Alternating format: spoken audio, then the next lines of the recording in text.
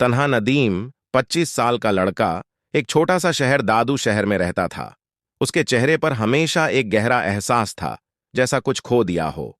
उसका दिल टूट गया था एक लम्हे में, जब उसने अपने सपनों को टूटा हुआ देखा। उसकी जिंदगी में एक खास लड़की थी, आयशा, जिसका तन्हा नदीम बहुत चाहता था।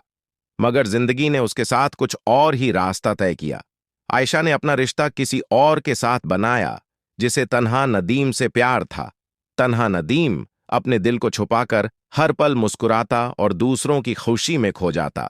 उसने अपने आंसू छुपाने का हुनर सीख लिया, मगर उसकी तन्हाई उसके अंदर छुपी हुई दर्द को बयान करती थी।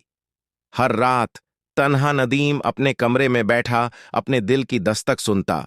उसने सोचा, शायद मेरी तन्हाई का मतलब है कि मैं अपने आप को पहचानूं, अपने सपनों की नई राह चुनूं।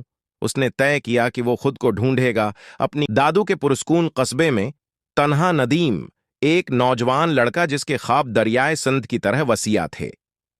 ताहिम उसका दिल एक मुख्तलिफ राग के लिए तड़प रहा था, जो हैदराबाद की गलियों से गूंजता था। एक दिन तन्हा ने अपने ख्वाबों को समीट लिया और दादू के मानूस गले को छोड़कर सफर पर निकला। जैसे ही हैदराबाद के हलचल से भरे शहर ने तन्हा का खाले दिल से इस्तकबाल किया, उसने अपने आप को न सिर्फ अफरातफरी की गलियों में, बल्कि आयशा नामी लड़की की सेहर अंगीज मौजूदगी से भी मशहूर पाया। वो भी एक ख्वाब देखने वाली थी, जिसकी आंखें चार मीनार की रोशनियों की तरह चमकती थीं। खुशबूदार बरियानियों और शहर की ताल की धड़कनों के दरमियान तन्हा के दिल को आयशा की हंसी में अपनी ताल मिली। उनकी मोहब्बत की कहानी हसीन सागिर झील की सरगोशी की कहानियों की तरह मंजर आम पर आई, जिसमें सुकून के लम्हात और जज्बे के तूफान थे।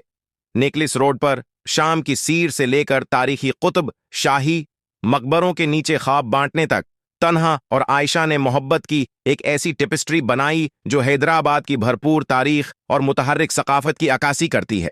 शहर जो कभी पस मंजर में था, अब इनके मुश्तरका दिल की धड़कनों पर रक़स करता है।